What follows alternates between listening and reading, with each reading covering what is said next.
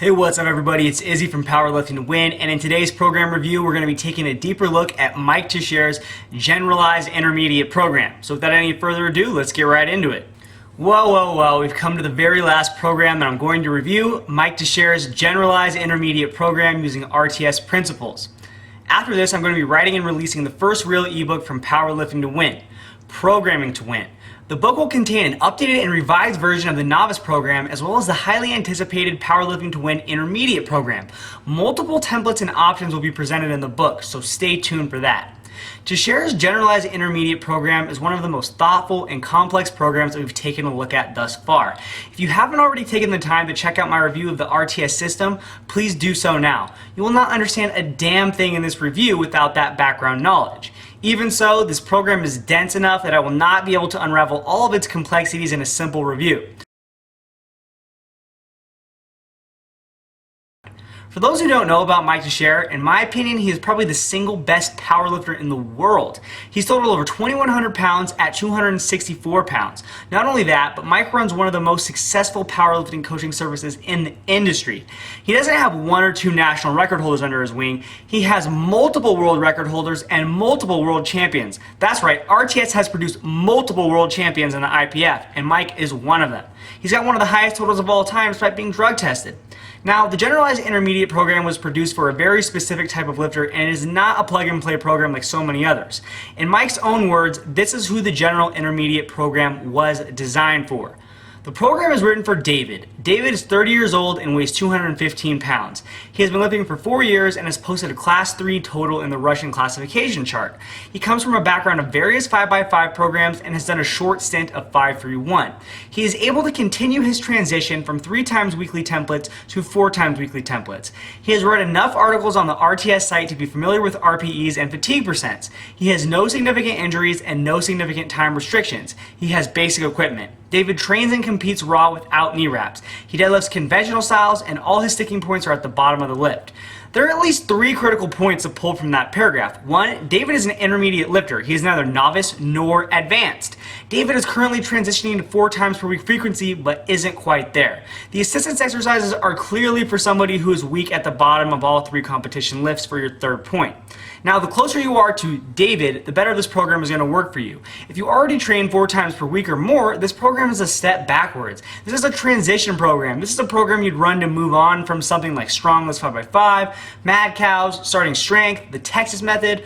If you're already doing the Bulgarian method or some other form of training full body 4 times per week or more, this program is just not for you. So with these facts firmly established, let's get to the meat and potatoes of the program. Before we get too deep into the actual program discussion, I'm going to provide a very quick review of fatigue percents and RPE. If you want a more in-depth look at these concepts, please refer to my original review of RTS. It'll be in the description box. RPE stands for rate of perceived exertion. For lifting, RPE tells us how hard or how easy a set was in terms of how many reps we feel we had left in the tank. For example, an RPE 10 would mean 0 reps left in the tank, RPE 9 would mean 1 rep, RPE 8 would be 2 reps, RPE 7 would mean you had 3 reps left, and so on and so forth.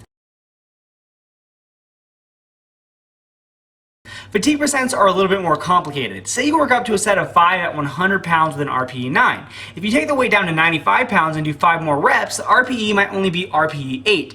If you keep repeating sets until you get to RPE 9 at 95 pounds, well, now you've accumulated 5% fatigue because your performance has dropped 5%.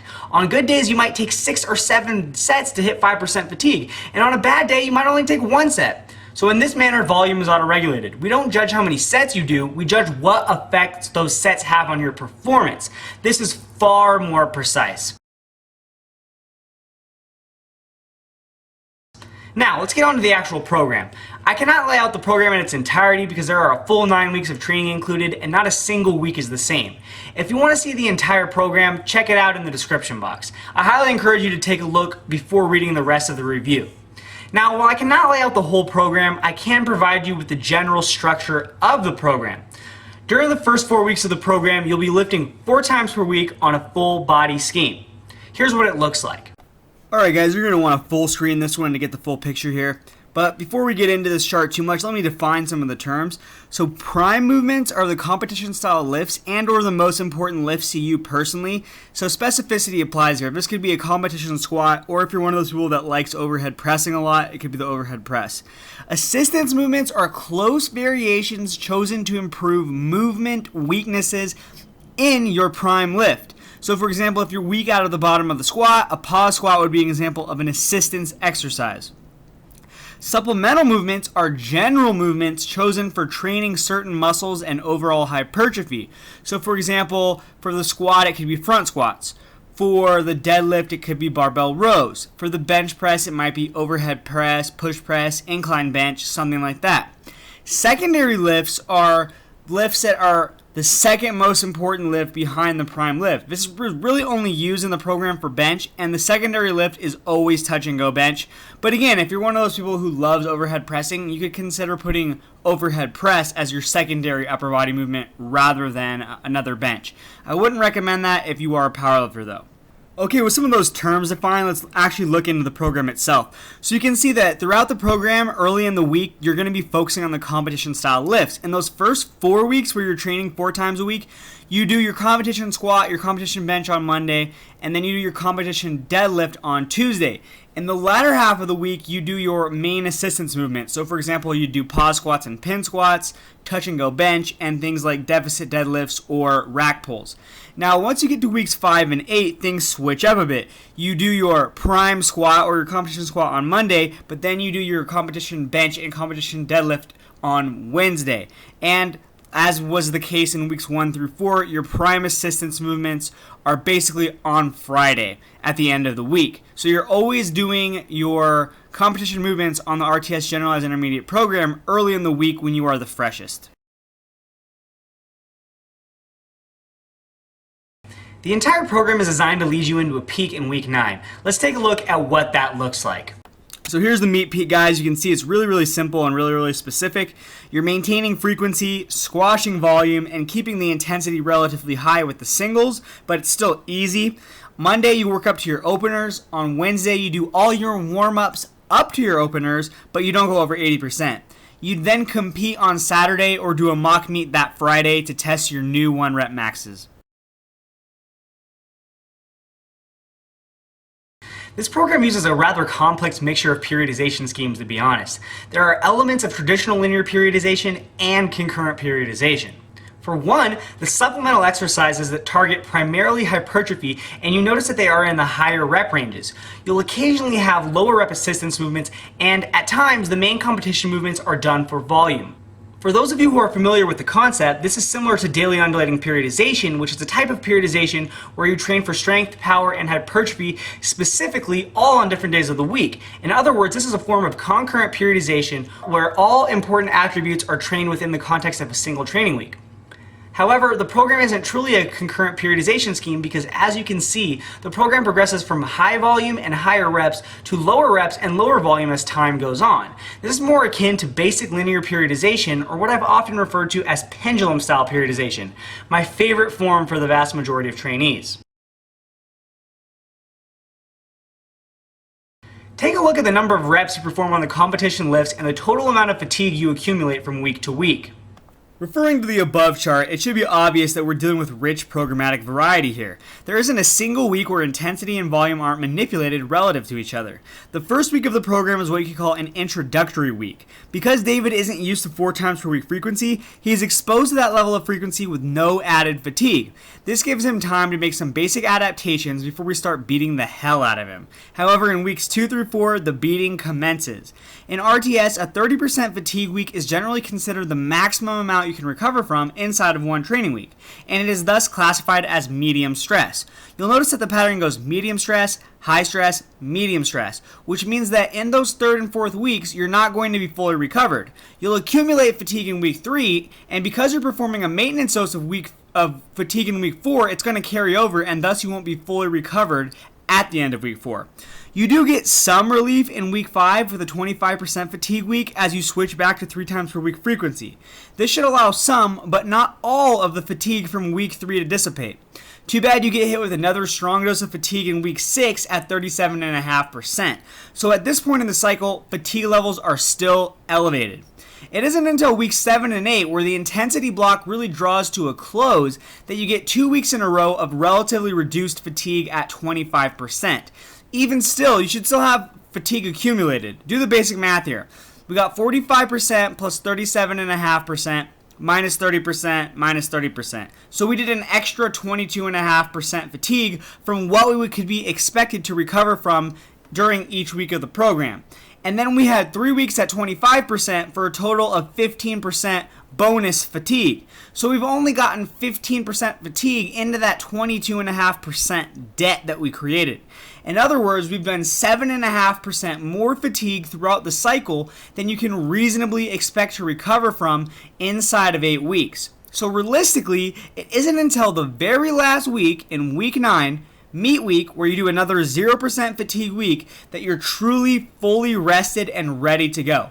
That's a meat peak. This is masterful programming, just absolutely masterful. Look, as an intermediate trainee, the only time you should be truly peaked is at the meet. In Mike's program, that's exactly what happens. Now, this program also features intelligent variety inside of each training week as well. Though you don't get variations in fatigue from workout to workout, you do get important variation in absolute intensity through movement selection. The competition movements are always performed early in the week after your 2 days of weekend rest. This allows for improved performance on the lifts that matter the most. In the latter parts of the week, you don't use your belt and you do primarily assistance work. This reduces the total poundages you deal with and thus recovery is promoted. Of course, because volume and intensity are fully auto-regulated on this program, you'll get variety on both of those variables throughout the cycle and throughout each training week as well. There isn't a single program that we've looked at thus far that beats this one in terms of specificity. As you can see, Mike programs absolutely zero fluff bodybuilding movements. Everything has a definite, clear purpose. Everything is ultimately highly specific. This is a glimpse into proper programming, in my opinion. I honestly have nothing to say because of how good this specificity is on this program. Again, 2/3 of your volume is coming from the competition movements and close variations which are carefully chosen to attack your personal weak points. That's the way to do it.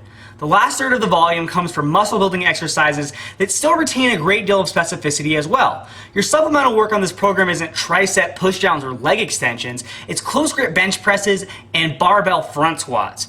In my opinion, this is how it should be done. This is training specificity employed to its fullest potential.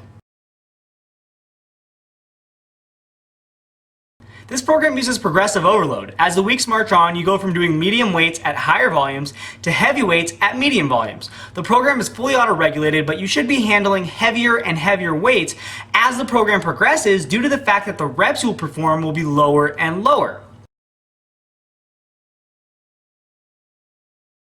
This program is explicitly designed to transition a lifter from 3 times per week frequency and or lower volume programs like 5-3-1 into more serious styles of powerlifting training. So with that said, it doesn't exactly feature optimal fatigue management for the lifter who is already accustomed to such training. A well-conditioned lifter doesn't need a 0% fatigue week at any point outside of a planned deload or a peak week.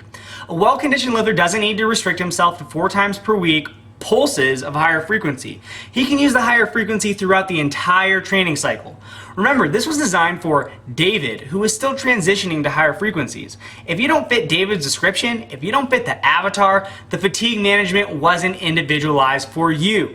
That said, if you look at my own training, you'll quickly realize that this is my preferred setup for intermediate trainees and beyond.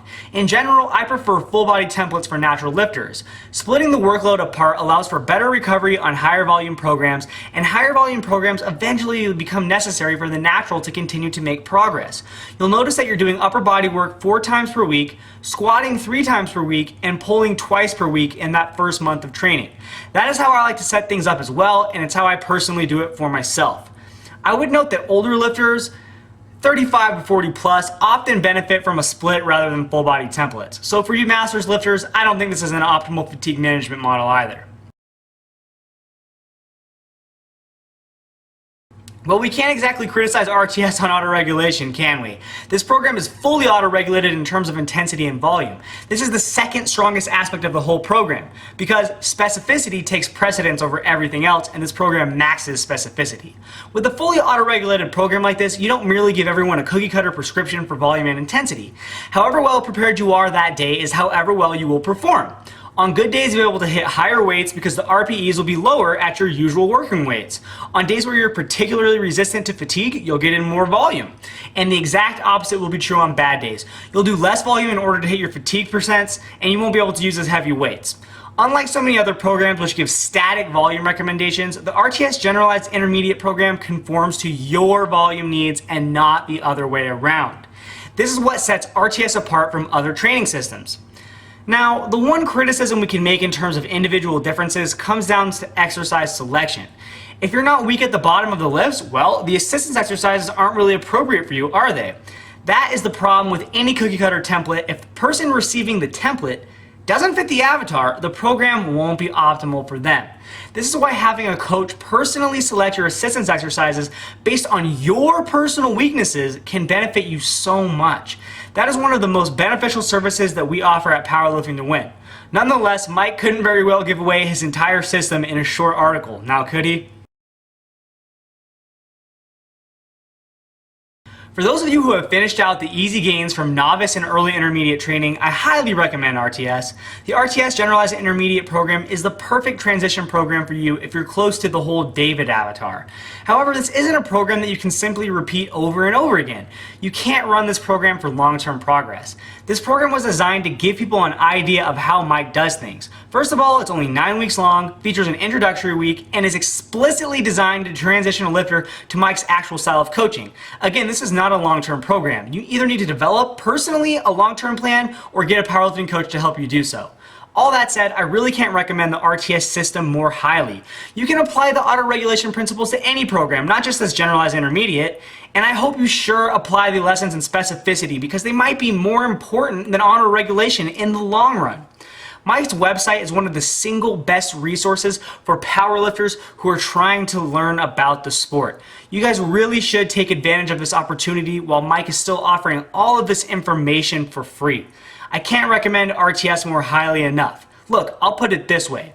RTS is the best powerlifting training system out there right now. It's the best of the best, it's the cutting edge, and in my opinion, you can't do any better than learning about the RTS system principles. Well guys, that was the last program that I'm going to review for the programming series. Now I will sporadically be reviewing programs, especially when something particularly juicy comes out. But for now, we're going to wrap up this programming series with, again, the first real ebook from Powerlifting2Win, Programming to Win. It's going to contain all the details on exactly how I would take a true novice through their first year or two of training. You're going to get my exact step-by-step instructions from how to go from really point zero all the way up to the early intermediate phase and finishing that out. You're going to get my full plan to make optimal gains as a relatively new trainee. So guys, hype that up for me, spread the word. It should be out soon. I can't give you an exact date, but it's the next thing that you're going to see from Powerlifting2Win, and I'm super stoked about it. It's going to be 100% free, just like all Powerlifting2Win's information. And again, I would just really appreciate your guys' support in getting the word out about Programming2Win. If you guys found this content informative, interesting, or entertaining, please like, share, and send it out into the interwebs for me. If you have any questions whatsoever, please feel free to hop on over to the Powerlifting2Win forums and I will address any issues that you do have personally. If you're interested in customized, personalized coaching, including how to auto-regulate your program, shoot me an email at admin@powerliftingtowin.com and we can discuss more about my powerlifting coaching services. Subscribe if you haven't already, and don't forget to check out powerliftingtowin.com for more great powerlifting information. Have a nice day.